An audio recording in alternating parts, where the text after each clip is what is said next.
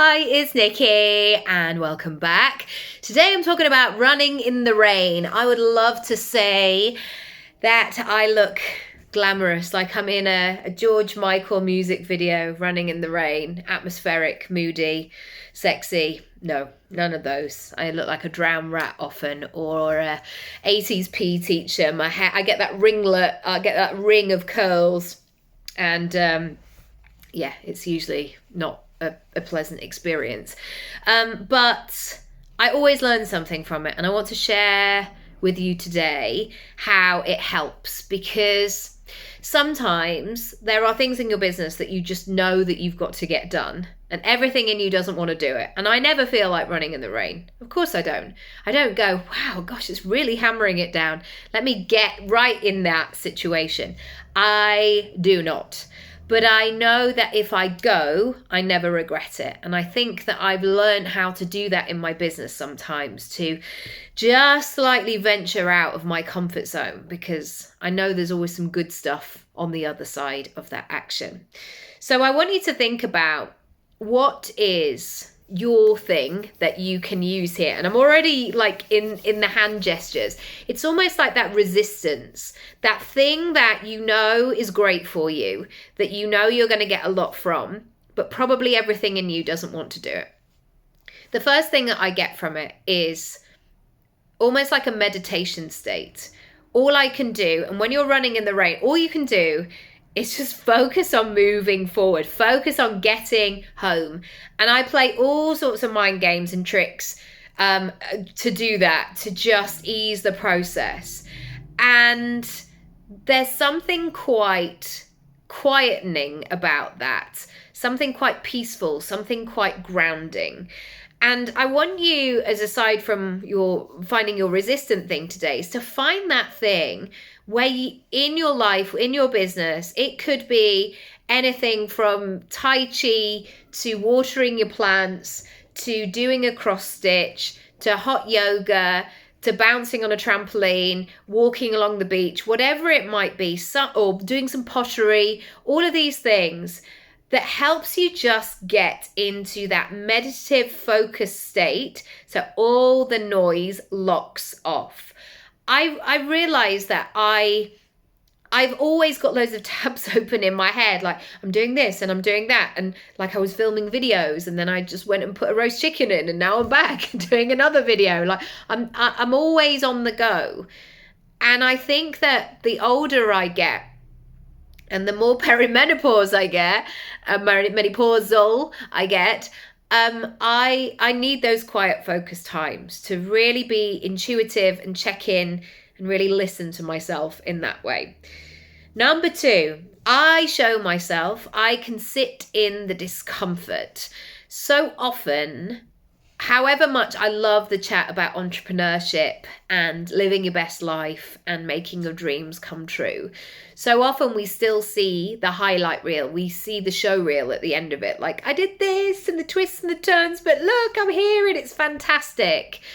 And most people think that that's what it's all going to be like. It's all going to be great because they sell the dream, they sell the story, and the process is just kind of glossed over a little bit. And the truth is, in order to grow something, to make a move, to stretch yourself, there usually will be a bit of discomfort. I always go back to being a dancer when I was a kid. I might have those, and there were definitely things, like with all of it, you know, in terms of dancing, I had really good rhythm and good, I had a great work ethic, I had good musicality, but I definitely wasn't like the long, lean, bendy, flexy physique. That just wasn't my my strong point. And yet I would go, right, I'm really going to try and like get a little bit more limber.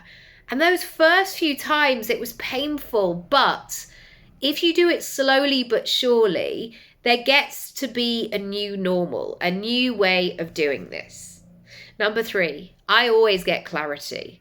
When I allow myself to put myself in that state, it feels like running in the rain. It's like it gets rid of anything that I don't need, any sort of anything that's clogging stuff up, and I get the clarity. It comes through.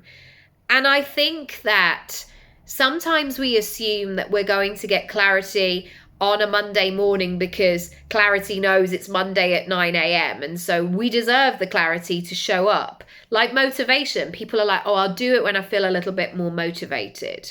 Well, what does that experience look like? And remember, you can meet motivation, you can meet clarity halfway. And sometimes it will come, and sometimes it will feel easy and breezy, and sometimes it will not. You'll be still sitting on the end of your bed like you might have been doing for like stupid dates that you might have had in your 20s or 30s or 40s.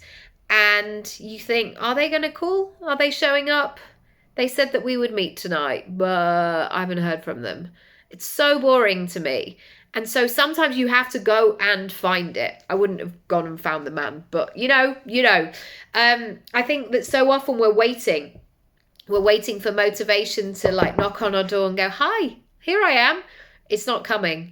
It's not something tangible in that way. We have to create it. We have to fuel it for ourselves. Number 4, whenever I run in the rain, I become the person who does it. And after running my own life and business for the last 25 years, that is one of the key things. Most people don't want to do the thing. Most people do it for a bit and then they don't like it. Most people want to avoid the thing. They want to tell you about why they don't want to do the thing instead of doing the thing. If you do the thing, even at 20% of your capabilities, or you don't have to be the best in the world. I think this is another thing. People go, do I have to? No, you don't have to be the best in the world. You just have to do the thing and do it more, and then you get better, and then you're more likely to become the best in the world. But most people are not born that way. But if you continue to take these actions where you become the person, you are that person, and you will embody that person and all of those great things that will come from that. Number 5, when I have run in the rain, and it's been particularly hard, and that sharp wind that burns your skin. I appreciate the sunny days, and it really keeps me in the present moment. And I think that so often we can get stuck in this track of like, I don't want to go today. I don't really feel like it. I'm not like 10 out of 10 today. But mainly, there are other better days that have happened, and we can use those. And equally, when there is a sunny day, when I have an easeful run, I don't make myself do it again and go, well, that obviously didn't hurt enough. That wasn't difficult. So off you go, round again. No, I didn't need to do that either. And so I want to remind you to appreciate and notice it all, because there will always be something to teach you. Actually, when I get a sunny day, I will go into that headspace of like, whoa, that was a bit easy. Is there something, is this okay? It is okay. It is okay, because I run regularly. So there are going to be days where it's like, it's just part of who I am. It's just part of who I am. I would love to know from you what landed for you today. I'm sending lots of love. It also looks like it's about to rain. So thank you, weather, for listening. Lots of love. Bye.